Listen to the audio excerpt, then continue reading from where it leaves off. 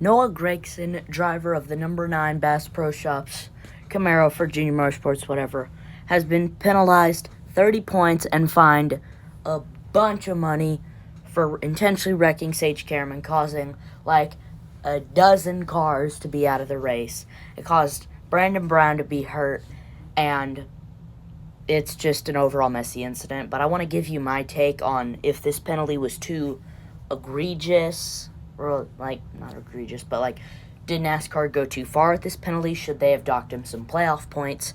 So here, let's look at the incident. So I didn't really quite get a good image here, but so in the corners before this, the broadcast wasn't showing what happened before these corners. So Sage and Noah were kind of getting into it in the few like first 3 corners, and then on this turn, Karam forces Gragson a little bit off into the dirt or the grass, whatever that is. He pushes, and then that causes Josh Berry to go on the grass. So Noah, at this point, he's like, okay, this guy's pushed me off track 3 times. I'm going to spin you. And so he dead hooked right, dead left, dead right, whatever, into Sage Karam, causes a giant crash.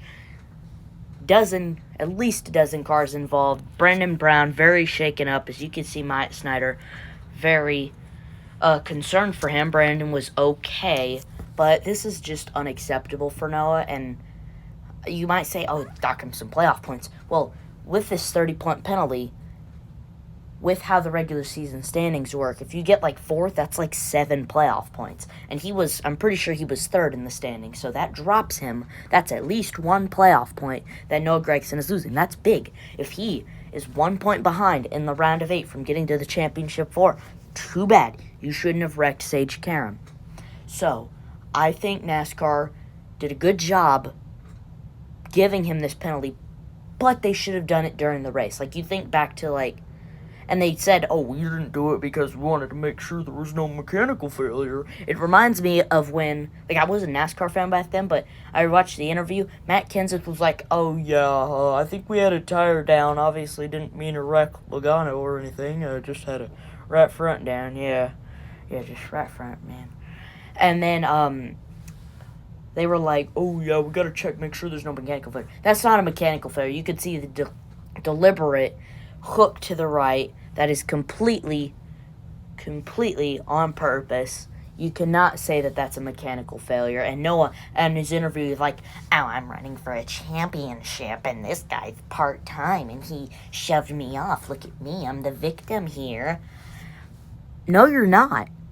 Okay? You know that team that Sage Karam is driving for? He's driving for that Alpha Prime, Tommy Joe Martin's Raja Caruth team or whatever. Whoever owns that team. I'm pretty sure it's Tommy Joe Martin's. But that team, not a good team at all. Very bad team. But you've got Sage Karam putting that car in 12th, where it does not deserve to be at all. It should be way back with the peasants in 30th. But Sage Karam is a great driver, and he was able to get it up to 12th. And you just completely destroyed him and 11 other cars. You get to continue. It's no problem for you. You're racing for a championship. But still, that is unacceptable, and you cannot be wrecking people. And it's you think back to what Justin Haley did. If you remember at Pocono a couple years ago, he right-hooked Riley Herbst, and Riley Herbst didn't get much damage, but Haley was parked for 2 laps because of it. And you need to make these decisions in the race. Send him to the tail end of the longest line. Penalize him a lap. You penalize him a lap at Road America, his race is over unless he gets the free pass. That's fair. He ended 12 other guys' races, and he gets to continue. If 12 guys' races are done, make his race done. Penalize him a lap or 2. Don't go afterwards and be like, oh, 30 points. Even if you penalized him, he's probably going to lose that 30 points. And fine him after the race. But you got to make these decisions during the race. Don't be like, oh, there might be a mechanical failure. No, there's not going to be a mechanical failure. It's like NASCAR's decisions with stuff like this is why people don't like NASCAR, is because they're too ticky-tacky, inconsistent with their decisions, and it's ridiculous. You are going to penalize Justin Haley 2 laps for right-hooking Riley Herbst.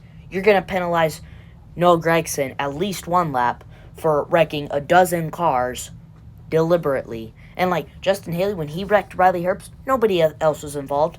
And this one, it was like a Talladega big one, man. Like everyone was going everywhere. Brandon Brown was hurt. You got to make these decisions on the fly. Quit being inconsistent.